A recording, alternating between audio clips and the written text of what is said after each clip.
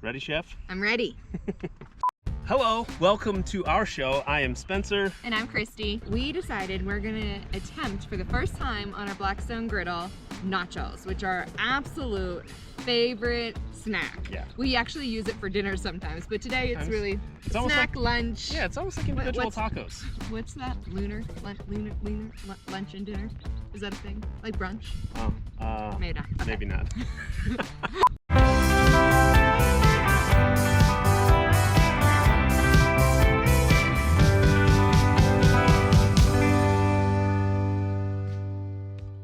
What we really love about nachos is you can make these as easy or as complex as you want. The other part about nachos is that you can kind of customize them to your audience. So we like things hot and spicy.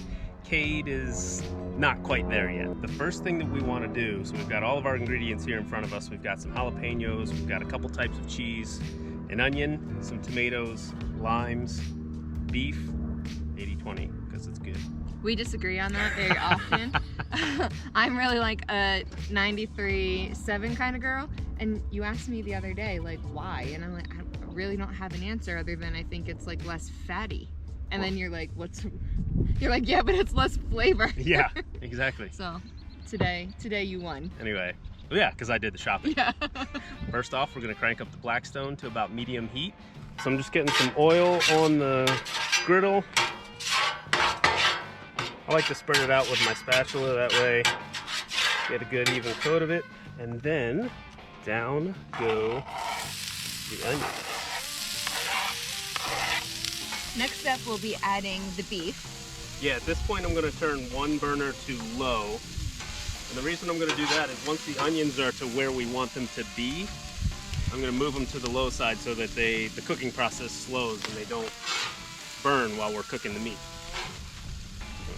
So we have 2 pounds of meat right here, which is gonna make some hearty nachos. And whenever we do nachos, we always kind of go back for a second helping. So we're gonna do 2 pounds of beef, half of an onion, and that's gonna be the base of our nachos. All right, so I'm ready to throw some seasoning on this. We brought 2 seasonings. What do you think you wanna use? We've got taco fajita, and we've got the Blackstone chili lime. We've got the Blackstone We've got the Blackstone taco fajita and tequila lime. Let's do taco fajita. Okay.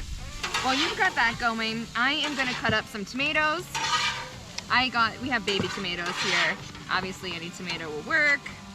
All right, now I'm gonna start with the peppers. I really like our peppers rounded. I think jalapenos just are much more presentable and look really good. We will also make sure that they stay very far away from Cade, our son's side of the nachos, because he does not like hot food yet. I'm gonna throw another dash of the seasoning on it, we did taco fajita, right? Yes, that's what we did. Maybe next time we'll do taco fajita and tequila lime. We have 2 cheeses here. We're gonna do a combination of Monterey Jack and cheddar. Note to self, maybe keep the cheese in a cooler before we're ready to shred it. Not easy to shred. No, it's really easy to shred. It's just like, I don't know, limp cheese. So we've got that Monterey Jack cheddar cheese, which is gonna really give a nice flavor to our nachos. I'm mixing it up a little bit. All right, so now I'm gonna turn both burners to low, and I'm gonna throw the chips actually right on the griddle. That way we can warm the chips up a little bit. Everybody likes warm chips with their nachos, so. Especially you. Especially me. But it's the worst when you go to a restaurant and they just give you a plate of cold chips piled high with hot ingredients, and then they just get soggy. And then everyone's fighting over for like the best Right, chip. You're trying to find the 6 crispy chips on the plate. Get these chips on here. I'm gonna close the hood for a few minutes to warm them up. Then we will start layering our ingredients.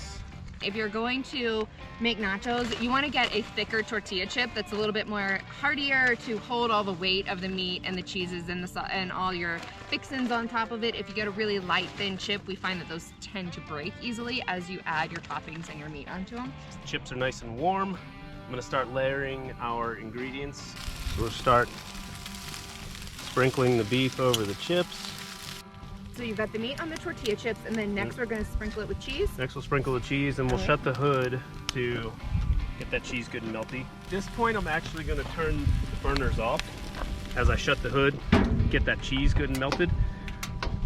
There's enough heat built up into the griddle itself that it will keep everything warm, it'll melt the cheese, but I don't wanna burn the chips or scorch anything. All right, while we wait for the cheese to melt, let's make our sauce. Yes. So we are going to make a mixture of hot sauce and sour cream. Get a little heat from the hot sauce, a little cool from the sour cream.